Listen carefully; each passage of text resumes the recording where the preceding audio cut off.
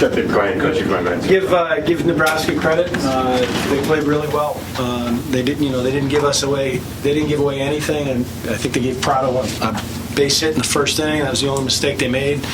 Ball's not caught by the second baseman, but not one walk, not one hit batsman, no errors on their part. So they didn't give us anything for free. We gave a few things away on our side for free, but you got to give them credit. They got the hits with runners in scoring position. We hit into, I think, 4 double plays, and if you told me before the game that we'd have 19 hits and we'd strike out 16 of their guys and we would only strike out four times, I'd like our chances. But this is a funny game.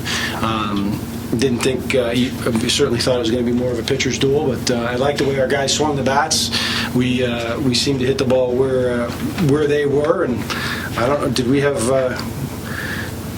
one outfield play out? Seemed like everything that they hit was falling today, and that's baseball. So we got to do it the hard way now and come out ready to go tomorrow against whomever it is in the early game. And last time we won one of these things, we lost the first game against Coastal Carolina in 2011 and in a big way, and came back and did it the hard way and won it all on Monday night against Clemson to get to South Carolina. So that was the message to the guys in the huddle after the game.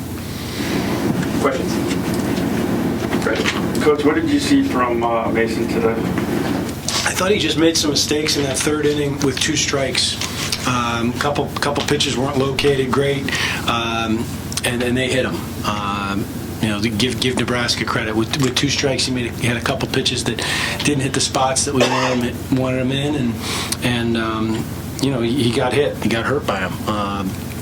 Other than that, I thought he competed. He never stops competing.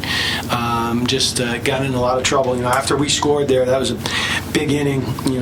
We're up 4-1 right there, and we give the lead back in what seemed like 5 minutes. It was just bang, bang, bang. They were squaring some balls up off of him, but he kept competing.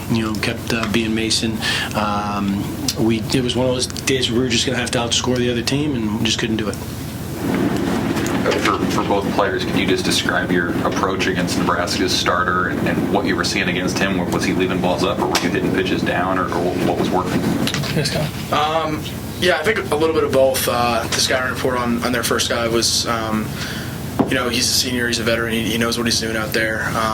Gonna make pitches, not necessarily with his stuff. He's not a guy that's going to blow it by you, but just watching the film and talking to Coach Horgan, we knew that he was going to be a little crafty and just try to see some balls up and just take what he gives you. Those guys are sometimes going to make you get yourself out and chase pitches and let the swing get a little big. So I think just staying short, keeping it simple, and just hitting where it was pitched, and like I said, taking what they were giving me was a theme for me and the whole team. Really, like Coach said, I thought top to bottom we really swung well today, and like he also mentioned, the numbers were a little skewed, but that's kind of the way the game goes sometimes. But I think all our guys did a great job, and that opens up for the whole team when a pitcher on the other side feels like, hey, I can't get any of these guys out, might start choking a little bit, and some things open up. So I thought we did a really good job of that, top to bottom. Yeah, I think Tope said it good. We didn't try to do too much. I think we took advantage of the park size. We were hitting into that gap, the deep gap, but we were also taking our singles, bloopers right over the shortstop, second baseman, getting balls to fall and just getting guys on base. But Coach Horgan said it before the game, he's not going to blow you away with his stuff, and particularly he liked his fastball and when there were runners in scoring position, so that was the game plan, go up there and hunt that fastball, and I think for the most part we executed it pretty well. What did you two see from Palkert? He had 5 hits, and he just seemed to make a pitch when you guys had the runner on base. Can you repeat? I'm sorry. What did you guys see from Palkert? Every time you guys got it, okay. First reliever, you guys got it. We'd get a hit against him, and somehow he would find a way to get out of his jam. Yeah, he's another guy. I think his stuff was probably a little better than their first guy, but he did a really good job of just bending and not breaking. And as frustrating as that is from an offensive standpoint, sometimes you got to give those guys credit. And it was just kind of the theme of the game. We were able to get a lot of guys on, and we just couldn't get them across. But yeah, he did a good job for them. Yeah, they did a really good job. He wasn't scared to throw his secondary stuff with guys on and down the count, and he was locating pretty much all of his pitches, and he wasn't afraid to come right at us, and he did that really well. talk about the coach, the catch that Prado made, came out of nowhere.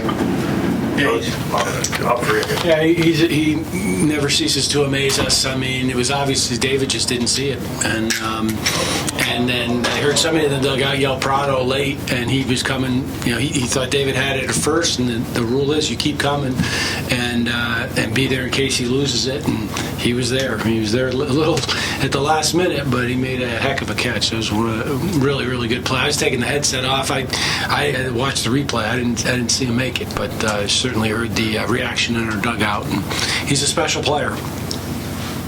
Yeah, I watched the whole thing unfold right in front of me, and I even lost the ball when it went up in the air. The sun was right there, and I could see in Langer's just the way he was standing that he didn't know where it was either. And that's the thing, Coach Des says never be nowhere, and Prado was backing him up. And once he saw that, it was pretty obvious that Langer wasn't quite sure where the ball was and couldn't see it. He was right there and made a heck of a catch.